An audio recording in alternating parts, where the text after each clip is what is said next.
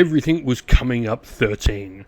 Engines glowing green with unlimited power, coming to their optimal potency. The destructive force the Skaven were soon to unleash would destroy all for miles, cracking the very realm and making tunnels all across it for the upcoming invasion. This could not be allowed to pass, the Seraphon seer thought. Its powers of prophecy foreseeing the doom the Ratmen would visit upon all in the ruins of Ember. Sending forth their warriors from the heavens above, they set out to do battle in Warhammer Underworlds, Ember. In today's game, we're going to be playing a Warhammer Underworlds Rivals format game. Now, in the Rivals format, players pick a pre-built 32 card deck known as a Rivals deck. A player's Rival deck is made from cards that only feature that deck's unique symbol denoted in the top right-hand corner of each card, which means if you have at least one Rivals deck and one Warband from the list below, if you're going to a competitive scene, or you can use pretty much anything you want in a less organized setting, you have everything you need to join in with this format. In today's game, I'm going to be playing with Zikkit's Clawpack. Zikkit's Clawpack is really fun. When a friendly fighter is dealt damage or slain, I actually get to inspire a different one of my fighters. It's pretty cool, very Skaven feel to it. More power allows me to potentially charge up some of my damage at the cost of potentially killing my own models. I then have a bunch of once per game abilities that can either further charge up my own models. I can have my little rat tick go kaboom, or I can teleport some of my fighters around with some extra movement. Speaking of fighters, first of all, I have Zikkit. This is my Warband's leader. 2 dodge, 4 health. The Skaven fighter is pretty nice. It's got some damage in close combat and at range, and then I've got other fighters that are all going to be dealing damage either at combat or at range. They've got 1 attack profile each though. Rear attack is pretty deadly in combat with 3 damage. Meanwhile, Niche only has a range 3 attack, but it is 1 damage. Crit attack does get a lot of dice for his attacks, and also has Grievous on a crit. Meanwhile, Tick is the little rat that's potentially going to go kaboom. When you inspire the fighters, Zikkit first of all swaps his dodge out for getting shields. Meanwhile, Retak will go up some move to a nice move 5 and get 3 dice to go with that 3 damage attack. Crit attack will go up some damage as well, and Tick meanwhile just stays the same. He's just going to go kaboom eventually.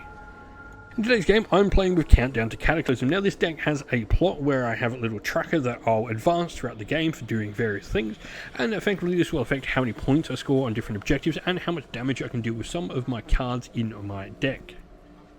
For those wondering, here is the full list of cards as well for the Countdown to Cataclysm Rivals deck.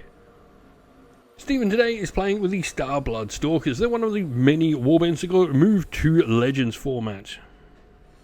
As a Legends Warband, Stephen is using the Grand Alliance Order Protectors rules for today.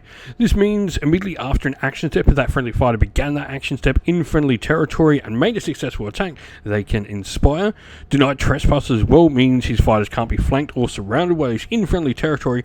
He's got a bunch of once per game abilities as well. Righteous Fury is once per battle round and used immediately after an attack. You can reroll an attack dice. Active Defense will allow you to push a target fighter up to 2 hexes if that friendly fighter is in friendly territory, and you can also use Secret Pathways, which will give you a little bit of extra movement for the Warband as well. Now, Stephen is playing with a rather large warband. The Starblood Stalkers have 6 models in their warband. Kixitaka is their leader and is a 3 health, 2 glory worth fighter. You've then got Klaktok, which for its size, only being worth 1 glory, is really solid. This thing is hard to take down. You then got Huanchi, Zebik, Tok, and Ottapatl, all your different skinks in the force. Now, when you do manage to inspire these fighters, generally you're going to find that they get a little bit of extra damage on all of them. You're also going to get the ability of not needing a crit with Klaktok when he inspires on his attack as well. For deck today, Stephen is playing with Pillage and Plunder. This is a Rivals deck that generally wants him to go out, collect objectives. It does work pretty well with a Warband that maybe wants to play more defensive, and especially one that has more fighters in it. And so we are all deployed. To start with, for Zikkit's Tunnelpack, I have Zikkit and Ritak on the flank. We have Nitch in the centre with Kritatok and Tik on the other flank. And then for the Starblood Stalkers, at the back there you've got Kixi, Taka, Klaktrok is right up the centre with Huachi and Zepik right behind. On the other flank, near Tixi Taka, you have, that is Otterpatul, the Chameleon Skink, and Tok.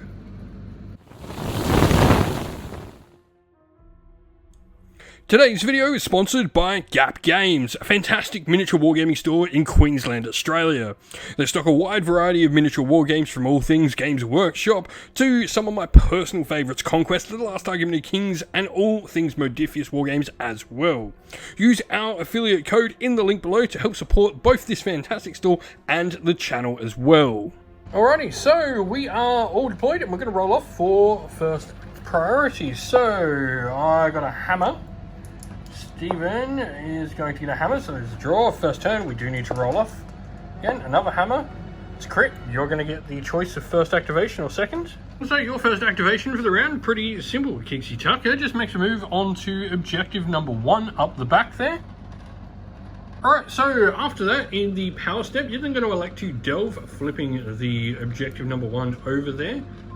And then I'm going to pass, but Steven is then going to play Explosive Charges. Friendly fighters have +1 move while using charge abilities. This effect will persist until the end of the battle round or until another domain card is played. And so we are into Zikkit's Clawpack's first activation. And so my first activation is just simply going to be a move action with Tick Tick. We're going to go 1, 2, 3, and 4, putting him on the objective there. Alright, I'm then going to play a ploy called Growing Concerns. Enemy fighters have -X move in the next action step, where X is your current Cataclysm value. And other than that, it's back over to Steven. Alright, so Tok is going to try and remove Tick Tick. It is the Battle of the Clock. And so, you are needing cross swords or hammers? Cross swords. Cross swords for a success. Nothing. And after that, Steven's going to play Commanding Strike. You can push your leader up to 3 hexes, though the push must end in a starting hex. I'm going to move Kixi Taka up to there. So after that, I'm then going to play Do or Die. I can pick a friendly fighter and inspire them. This effect persists for X action steps, where X is your Cataclysm value. After the effect ends, though, I don't discard the card and I cannot inspire that fighter for the rest of the game. So I have elected to inspire Ritak. So he will inspire for this power step coming up. And so in my turn, with Ritak now inspired, he has movement 5. And so I get 3 dice in my attack. I need cross swords. I get 3 hammers, get absolutely nothing there. After that, I'm then going to use my once per game Skitter ability. This is going to allow me to pick 1 fighter to make a free move, so long as I don't have any move or charge tokens on them, and I'm going to pick Zikkit. So we're going to go 1, 2, 3, 4, make a move. Steven is then going to play Sudden Blast. You can pick an enemy fighter adjacent to a friendly fighter, and there's only 1 of them, so that fighter is going to be staggered. Alright, Klaktrok is going to make a charge super action now into Ritak. So, needing hammers for him or cross swords? Hammers. Hammers, cool. So, let's see what you can get. That is a crit and a support, which is 2 successes. I can't do anything about that. Oh, that's not even the right dice. You don't get shields either. I've got to see if I can get a crit though, because it does mean I get a crit. So I take the 3 damage on Ritak from Klaktrok's attack. You can choose to push me back 1 hex if you wish. But because I rolled the crit, you won't be able to follow up. And so I get pushed back like so. Not a bad thing to do, considering I've already charged with him. I'm going to go a charged super action with Nitch next. So 1, 2, 3. For Nitch. So I make a charge action there with Nitch, 2 dice, needing hammers against Klaktrok. That is nothing again. You're then going to make a charge with Huachi into Nitch there. So let's see what you can get. I need hammers. Hammers needed for Huachi. That is 1 success. I need dodges. That is a support that will not see success damage. 2. And with that, because you made a successful attack when you started in your friendly territory, you will inspire as well. And also of note, Clacktrop did inspire earlier in the round when he attacked Ritak as well. We're going to go a charge with Kritatok then into Kixitaka. 3 dice. We want a crit because that will be Grievous from him, which is an additional point of damage. So let's see what we can get. No. And that is not even a success. End of round, I'm actually going to score Uneven Contest. To score this in the end phase, if your Warband holds each odd numbered treasure token. And because you removed objective token 1, I do control 5 and 3. And then end of the round as well. First of all, Stephen will score against the odds. Score this in the end phase. If an odd numbered treasure token was delved by a Warband this battle round, you did delve objective token 1 right from the get-go.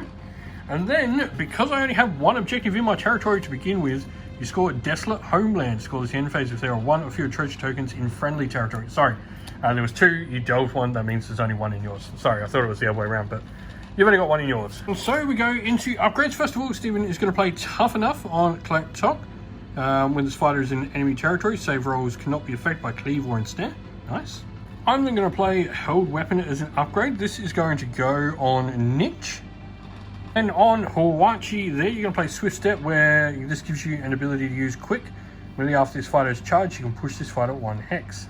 I'm then going to play Burnt Out as an upgrade as well, and this is going to go on Zikkit.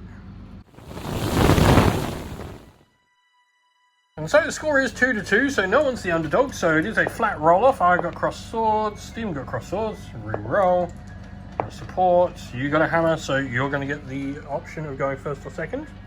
Alrighty, you've gone your first action of the round as a charged super action there with Clacktrop. Now, after you pick me as the target of the attack action there, I can immediately play Counter Charge, where I play this immediately after a friendly fighter is picked as the target of an attack. I pick another friendly fighter and I can push that fighter up to 3 hexes. And we will bring in Kurtok. Right, so you're attacked. You're needing hammers from Clacktrop. That'll be 2 successes.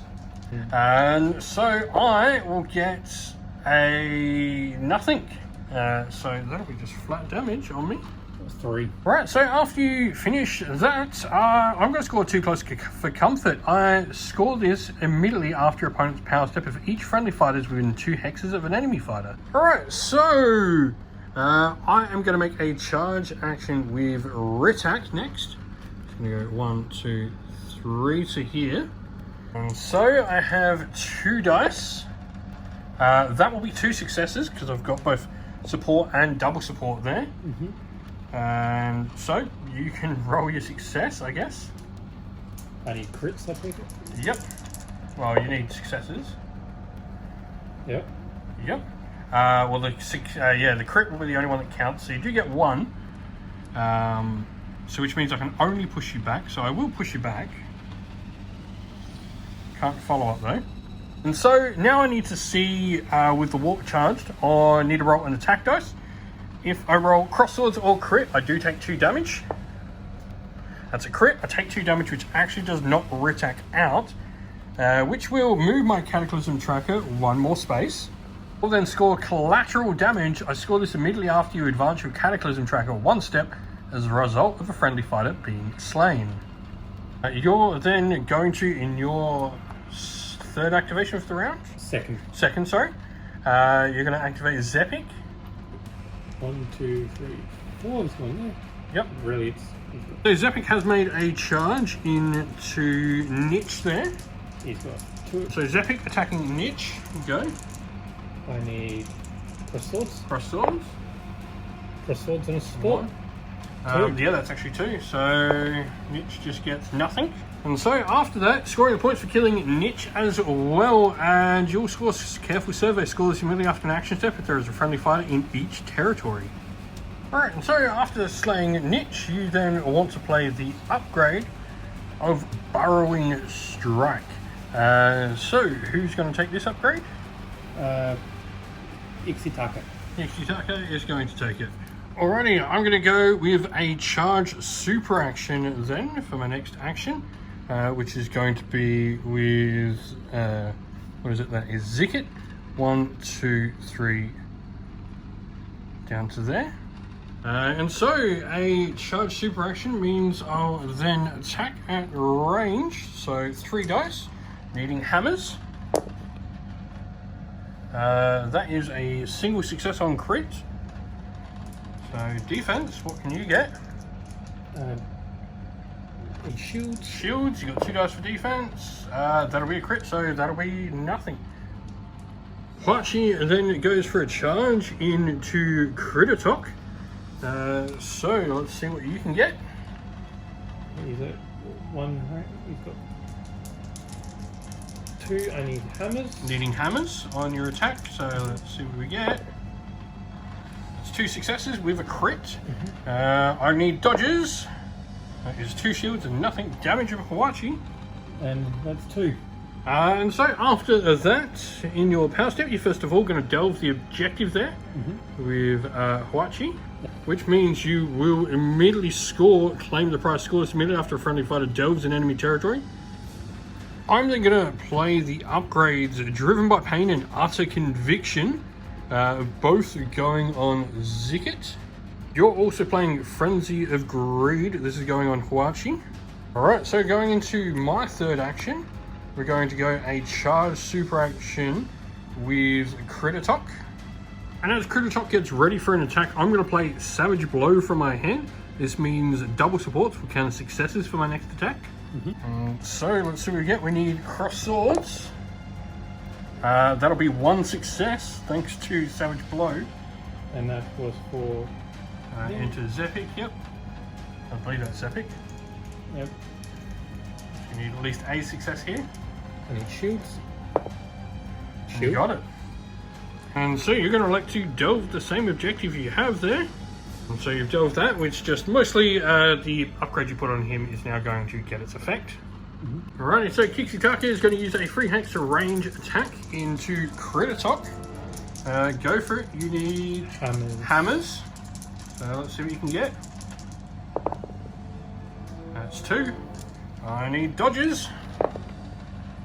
Neither. That'll take me out. Yep. Score aggressive claimant is going to be scored. You score this immediately after a friendly fighter's successful attack if the target was in neutral territory. The or part doesn't matter, so aggressive claimant is scored. And so my last thing on your power step, I'm going to play the upgrade Desperate Rage. This is going to go on Tick Tick. There's nothing stopping him having an upgrade as far as I can see. I didn't see anything in the rulebook saying it. So then he's going to go a charge super action. We're going to go to there. And so 2 dice needing hammers. That's 2 successes with crit. He's against my community. Yep. So you need 2 successes to stop me. I need dodges. That is not enough. That'll be 3 damage. You're then going to score Strip the Realm. You score this in the end phase if there are no treasure tokens on the battlefield or the enemy doesn't control any. I don't control any. That's not a treasure token at the moment. It's just a feature token. I'm first going to score Loaded for Bear. I score this in the end phase if any friendly fighters are each equipped with 3 or more upgrades. Zikkit is. And then I'm going to score Spread Havoc, where I score this in the end phase, gain a number of glory points equal to my Cataclysm value to a maximum of 2.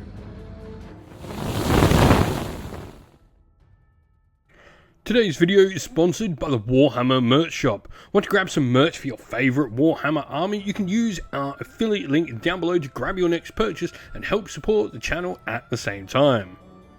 And so we're going to go into round 3. I got a support, you got a hammer, you're going to get to pick the activation. I'm going for it. So Stephen's going to elect to go first. That does mean I get to draw an extra power card. So Stephen's first action for the round is going to be removing Kixitaka. And then going to delve with Hachi first of all. I'll then play an upgrade, Great Fortitude. This is going to go onto Zikkit, giving him an extra wound. Kixitaka will delve as well. After you do that, I'm going to play a card called Improvised Attack. I can pick a friendly fighter. That fighter immediately makes an attack with a range of 3 and rolling number of dice equal to my Cataclysm value. And so I need hammers. That'll be 2 successes. Do I get? You get your defenses and attack. Clack Drop, you need 2 successes in here. That is not, so that'll be a damage and take him out. I'll then also play on Zikkit Inescapable Grasp, which gives him Ensnare. We're then also going to play Total Collapse. I can roll the number of attack dice equal to my Cataclysm value. If the roll contains any crosswords or crits, I can pick a fighter and inflict 1 damage on that fighter. So any crosswords or a crit? Nothing, wow. And so my first activation is going to be activating Zikkit. We're going to make an attack into Hawachi. So 3 dice, we're needing hammers. I can re-roll one of these if I want, and I will. For a crit and success, so 2 successes. Dodges can't be counted. That's right, I need shields. Cool, roll a few. So one shield. That'll still be 2 damage to you though. Alright, Top will then go into Tick Tick with an attack, so... I need cross swords. Cross swords, let's see what you can get. Nothing. Cool. Alright, my second action is going to be a charge with Tick Tick. And so using Berserk Rage, or Desperate Rage, sorry, I need hammers. I can re-roll one of these. So just a crit. So your defense needs at least a success here. Anything? No. And that'll kill Kixi Taka. Yep. But because of Desperate Rage, I also kill myself.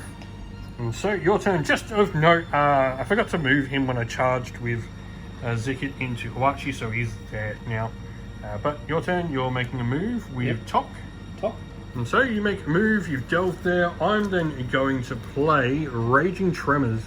I can pick a number of enemy fighters up to my Cataclysm value and stagger them. And I've got Cataclysm 3, so stagger both your fighters, please.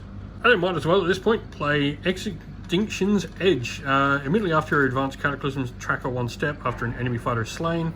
Then if your Cataclysm value is 2 or greater, discard this card. Right, my third action is going to be a move. Just moving right up there, as I'm the only fighter with charge.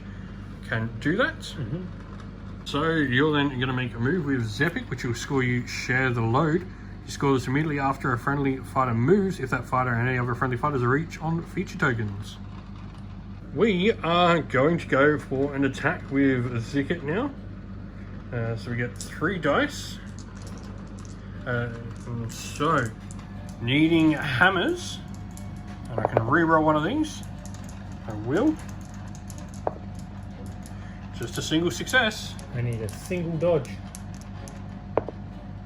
That is not, so that is 2 damage. That means he's dead.